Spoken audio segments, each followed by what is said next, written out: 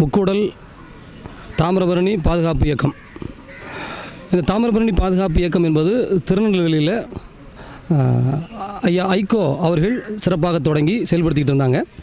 முக்கூடல் பகுதியில் இருக்கிற தாமிரபரணியை பாதுகாக்க வேண்டும் அப்படிங்கிற எண்ணம் எங்களுக்குள்ளே எப்படி எழுந்தது அப்படின்னா, தாமிரபரணி என்பது சாதாரணமாக ஒரு நதி அல்ல, அது ஒரு தாய்.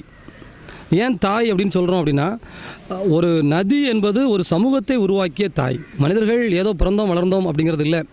நதி இருந்த பகுதிகளில் தான் மனிதன் நாகரிகத்தை வளர்த்துருக்கிறான், அங்கே தங்கி இருந்திருக்கிறான், கலையை வளர்த்துருக்கிறான், மொழியை வளர்த்துருக்கிறான். நதி இல்லைன்னா மனிதன் நாடோடியாக தான் அலையணும். அப்போ தாமிரபரணி அப்படிங்கிற ஒரு நதி இருக்கிறதுனால தான் இந்த பகுதியில் இருக்கிற மக்கள் எல்லோரும் நம்ம வாழுகிறோம். நீரின்றி அமையாது உலகு அப்படின்னு வள்ளுவர் சொல்கிறார். அப்போ இந்த நதியை இன்றைக்கு புனிதமாக நினைக்கிற பார்வை மறைஞ்சிடுச்சு. அது எங்களுக்கு ரொம்ப வருத்தமாச்சு. நதியை ஒரு காலத்தில் தாயை பழித்தாலும் தண்ணியை பழிக்காதுன்னு சொல்லுவாங்க. அப்படின்னா தண்ணி ரொம்ப முக்கியம் அப்படிங்கிறது.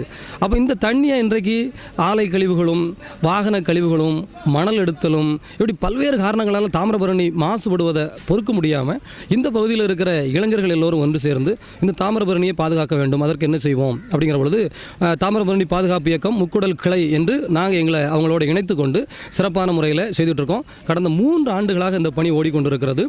இந்த பகுதியில் இருக்கிற இந்த அமலச்செடிகளை அகற்றுதல், வாகனங்களை கழுவ விடாமல் தடுத்தல், இங்கே இருக்கிற மணலை எடுக்க விடாமல் அரசு துறை மூலமாக சிறப்பான முறையில் ஏற்பாடு செய்தல். அதை தாண்டி வெறுமனையாக ஆற்றை மட்டும் சுத்தப்படுத்தினா பத்தாதுன்னு கடந்த ஆண்டும் இந்த ஆண்டும் மரம் வடுகின்ற விழாவையும் சேர்த்து செய்கின்றோம். குறிப்பாக ஒரு 10,000 பனைமரங்கள் இந்த பகுதி முழுவதும் நாங்கள் என்ன செஞ்சுருக்கிறோம், கடந்த ஆண்டு விதைச்சிருக்கிறோம். இந்த ஆண்டு அதுபோல் 10,000 பனைமரங்கள் விதைத்திருக்கிறோம். ஆண்டுக்கு 10,000 பனைமரங்கள் விதைத்தல். ஏனென்றால் இந்த பகுதியெல்லாம் பனைமரமாக இருந்த பகுதி, அதனாலேயே மழை ரொம்ப வேகமாக பெய்த ஒரு பகுதி. அது தவிர ஏனைய மரங்களும் ஆண்டிற்கு 1000 மரங்கள் என்ன செஞ்சிட்ருக்கிறோம். கிடைத்த பகுதிகளெல்லாம் வைத்து கொண்டிருக்கிறோம். உங்கள் பிறந்த நாளிலும் உங்கள் திருமண நாளிலும் ஒரு மரத்தை நடுங்கள், ஆண்டிற்கு ஒரு மரம். உங்கள் நண்பர்களுக்கு பிறந்தநாள் பரிசாக ஒரு மரக்கன்று கொடுங்கள். அதை வளர்க்கிறார்களா என்று பாருங்கள். நீங்கள் என்ன பொருள் சாப்பிட்டாலும் சரி, ஒரு நவாப்பழம் வாங்கி சாப்பிட்றீங்களா, ஒரு மாம்பழம் வாங்கி சாப்பிட்றீங்களா, ஒரு சீத்தாப்பழம் வாங்கி சாப்பிட்றீங்களா, விதையை தூர போடாதங்க. ஒரு கவரில் போட்டு அதை முளைக்க வைக்க முயற்சி பண்ணுங்கள். அது முளைச்ச உடனே ஏதாவது இடத்துல நட்டு வைங்க. இது ஒரு சின்ன பழக்கம், நமக்குள்ள ஒரு இயல்பான பழக்கமாக வந்துடுச்சு அப்படின்னா நம்ம இதை பெருசாக செய்ய முடியும். நான் father Joseph Raj counselling psychology முடிச்சுட்டு பாளையம் மறை மாவட்டத்தில் கவுன்சிலிங் வேலையில் செய்துட்ருக்கிறேன். அப்போ இதில் பிஹேவியரல் டிசிப்ளின் அப்படின்னு சொல்லுவாங்க. ஒன்றை கருத்தியலுக்குள் வாங்குவதை விட நம்முடைய செயல்முறையாகவே மாற்றி விடுகிற பொழுது அது நம்முடைய பகுதியாகவே மாறிவிடும் அப்படிங்கிற அந்த உளவியல் பின்னணியில் தான் இந்த வேலைகளை நாங்கள் செய்துக்கிட்டு இருக்கிறோம். பிஹேவியரல் பேட்டர்னாகவே இயற்கையை காத்தலும் மரத்தை வளர்த்தலும் அப்படிங்கிற ஒரு பின்னணியை கொடுத்துக்கிட்டு இருக்கிறோம்.